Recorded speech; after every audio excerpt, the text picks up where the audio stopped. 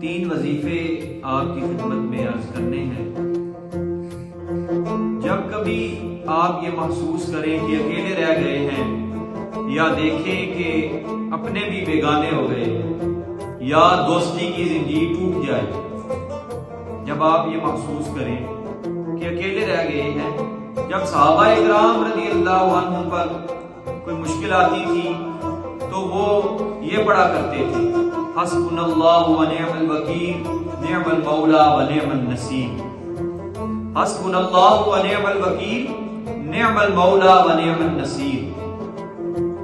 اس کا جو معنی ہے وہ بڑا ہی خوبصورت ہے، سادہ اور آسان اور مختصر سا معنی ہے۔ معنی کیا ہے؟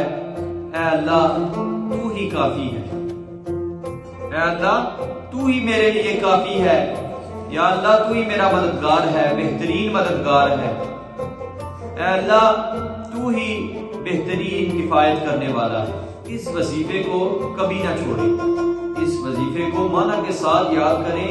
جب آپ پڑھیں گے آپ یہ محسوس کریں گے کہ آپ کی طبیعت طاقتور ہو گئی ہے، آپ کی روح طاقتور ہو گئی ہے، اور اس وظیفے کو نہ چھوڑیں۔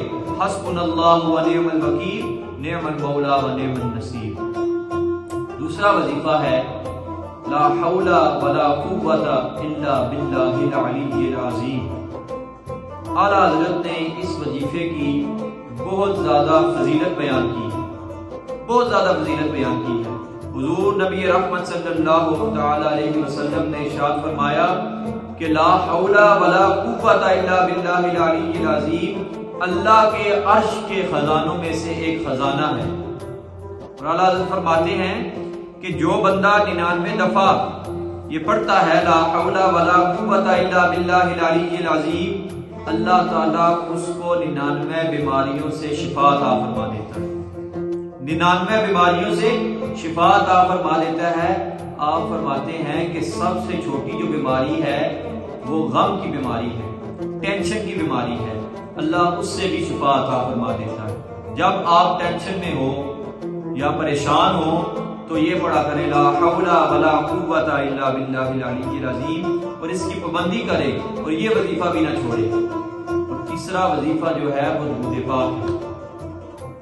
درود پاک میں کہتا ہوں کہ سب سے بڑا وظیفہ ہے، درود پاک سے بڑا کوئی وظیفہ نہیں۔ تو نبی کریم صلی اللہ تعالی علیہ وسلم نے ارشاد فرمایا کہ جو شخص مجھ پر ایک مرتبہ درود پڑھتا ہے اللہ تعالیٰ اس پر 10 رحمتیں فرماتا ہے، اللہ اس کے 10 گناہ معاف کرتا ہے، اللہ اس کے 10 درجات بلند کرتا ہے، اللہ اسے 10 نیکیاں عطا کرتا ہے۔ 2 مرتبہ درود پڑھتا ہے اللہ اس پر 20 رحمتیں فرماتا ہے، 20 گناہ معاف فرما دیتا ہے، 20 درجے بلند فرماتا ہے، 20 نیکیاں عطا فرما دیتا ہے۔